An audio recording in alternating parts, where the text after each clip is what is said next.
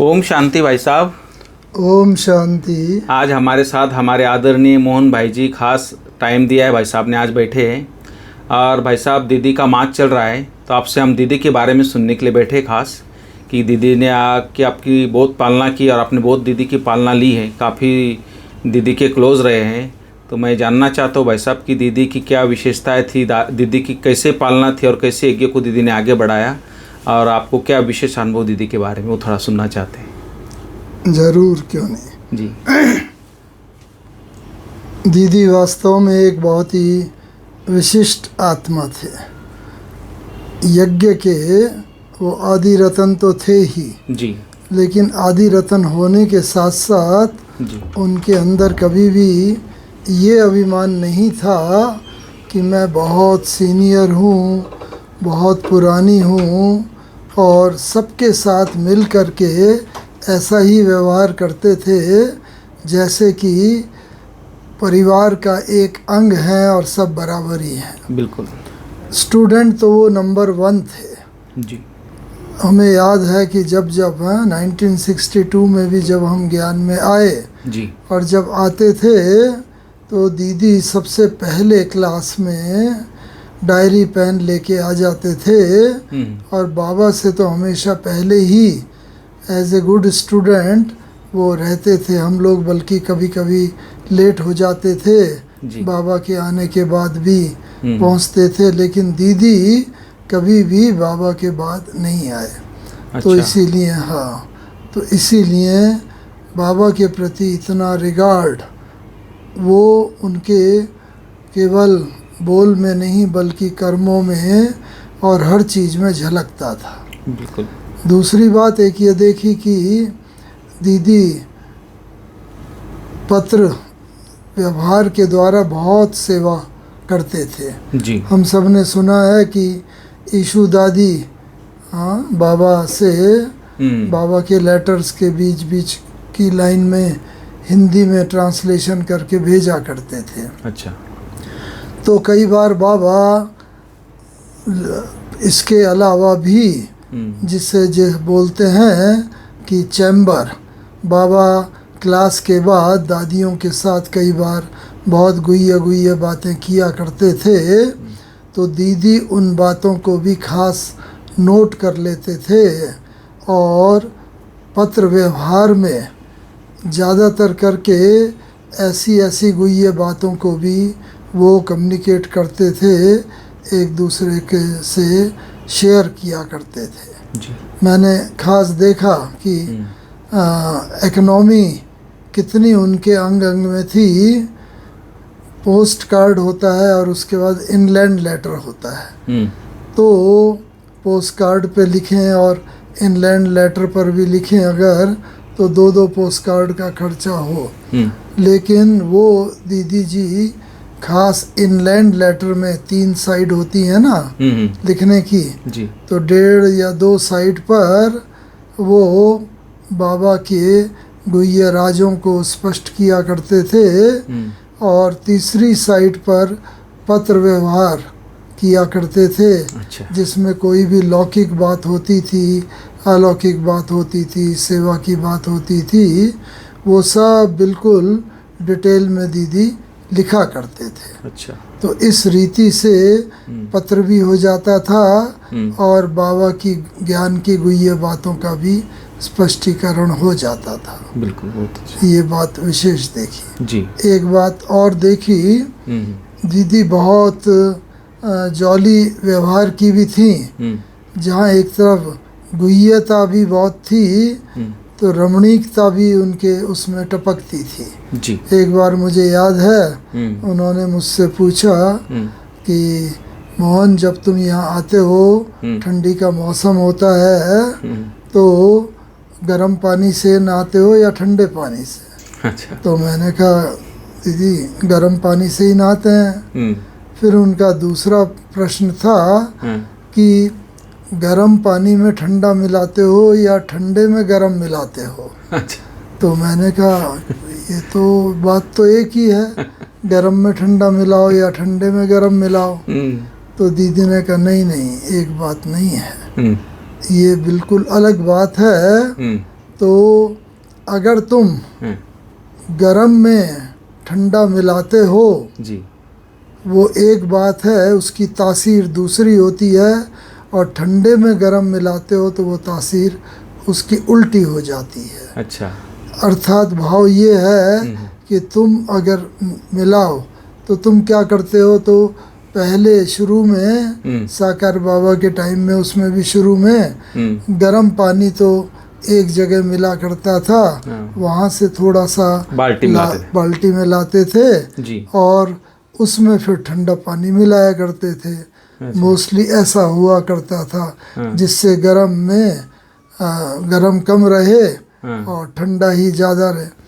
तो दीदी ने बताया कि वास्तव में होना ये चाहिए, तुम्हें ठंडे में गरम मिलाना चाहिए।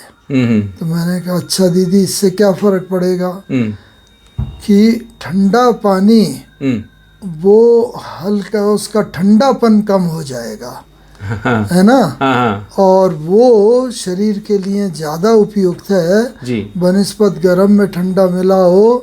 तो गरम में ठंडा मिलाओगे तो वो रहेगा गरम ही जी, लेकिन ठंडा जो मिलके उसकी गरमाई को कम करेगा जी।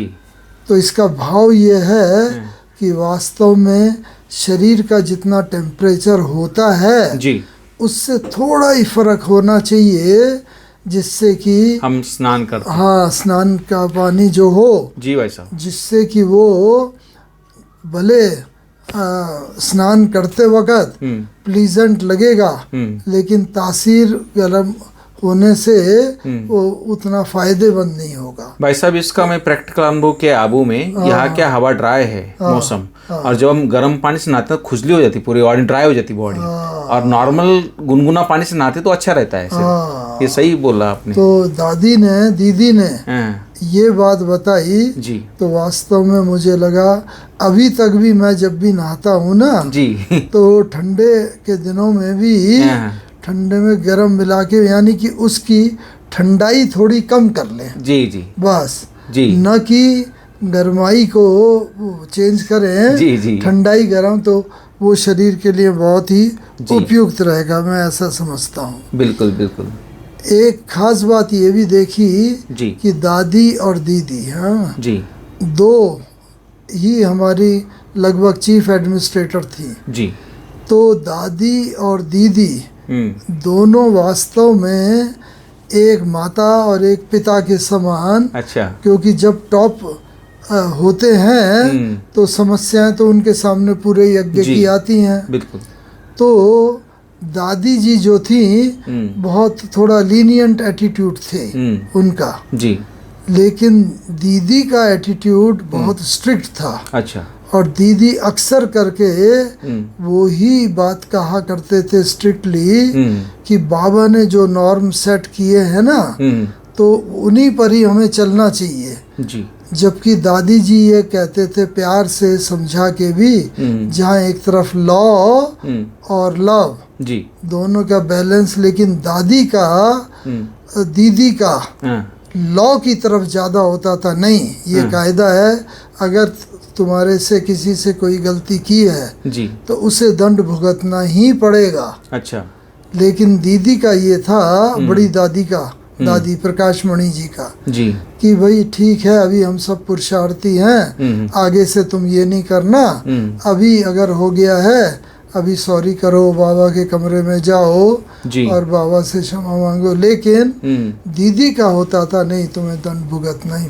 तो एक जैसे लौकिक में भी परिवार वो अच्छा चलता है जी, जो माता और पिता दोनों में एक बहुत कड़क हो, दूसरा थोड़ा लीनियंट हो। जी, बिल्कुल। तो परिवार में जरा प्रेम भी रहता है, लॉ एंड लव का बैलेंस। जी जी, तो ये बात को हमने खास देखा जी, कि बड़ी दीदी के अंदर लॉ भी होता था, लेकिन दादी जो है ना उसको थोड़ा सा सॉफ्ट करके उसको ये महसूस कराते थे, जिससे अगर थोड़ी बहुत भी कोई भूल हुई है कि नहीं ठीक है, होनी तो नहीं चाहिए थी लेकिन हो गई, अभी तुम बाबा के कमरे में जाओ, इतना घंटा योग करो और ये क्षमा मांगो, लेकिन आगे से ये गलती ना हो, इस बात की तुम दृढ़ता रखो। बिल्कुल। तो ये देखा करते थे कि दादी जी थोड़ा लिटिल मोर प्रैक्टिकल थे जी। और दीदी जी प्रैक्टिकल भी थे, लेकिन साथ साथ लॉ को वो ऊपर स्थान दिया करते थे। बिल्कुल। इसीलिए दादी से एक बार अंत में किसी बड़े भाई बहनों ने पूछा, दादी आप कहते हो लॉ एंड लव का बैलेंस हो, तो बैलेंस कैसे रहे, या तो लॉ पर ही हम रहेंगे या लव पर ही वो चेंज करने का प्रयास करेंगे। जी। तो दादी ने कहा कि वो पहले दादी कहा करते थे और बाबा कहते थे लॉ एंड लव का बैलेंस, लेकिन अब नियम यज्ञ का ये है, मतलब दीदी के जाने के बाद दीदी तो मेरे ख्याल में 82 83 में चले गए, 83 में जी। 83 में, और दादी जी तो 2007 तक रहे जी। लेकिन दादी जी बाद में कहते थे कि लव इज लॉ, जी।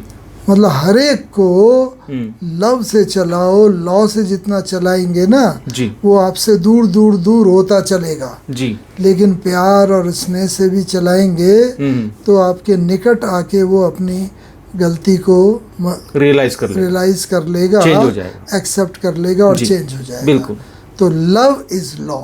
जी। तो दादी जी का ये सिद्धांत वास्तव में प्रैक्टिकल में हम देखते थे जी। वो अधिक और काम आता रहा। बिल्कुल। लेकिन जब दादी और दीदी दोनों ही थे तो इस बात को दोनों मिलके एक माता और एक पिता के रूप में बराबर रीति से डील करते थे जी। तो उस वक़्त की बात ही और थी जी। बाद में। तो इस रीति से दादी और दीदी ने जी। यज्ञ को बहुत बहुत सुचारू रूप से चलाया जी। और आज तक भी हम लोग दीदी जी को इसीलिए विशेष याद करते हैं और उनके नाम का भी दीदी मनमोहनी वन जी। वो बनाया, इतना बड़ा कॉम्प्लेक्स इसीलिए बनाया है कि सब लोग दीदी के बात को भी ध्यान में रखें जी। दादी की भी रखें और अपने जीवन को यथार्थ रीति से आगे बढ़ाते रहें। ओम शांति। बहुत बहुत धन्यवाद भाई साहब। दीदी का स्मृति दिवस है 28 जुलाई 83 में दीदी ने शरीर छोड़ा था 28 जुलाई को। 28 जुलाई और दादी का अव्यक्त माह से चल रहा है, तो ऐसे स्मृति दिवस पे आपने दीदी की बहुत सारी विशेषताएं बताई। हमारे कई नए नए भाई बहन जुड़े संस्था से, तो वो लोग जानते नहीं दीदी के बारे में। तो मेरा विचार था कि आप इतने पुराने भाई, दीदी की इतनी पालना ली है, साथ रहे हैं, तो मैं सोचा कि आपसे कुछ दीदी की खास विशेषताएं सुने।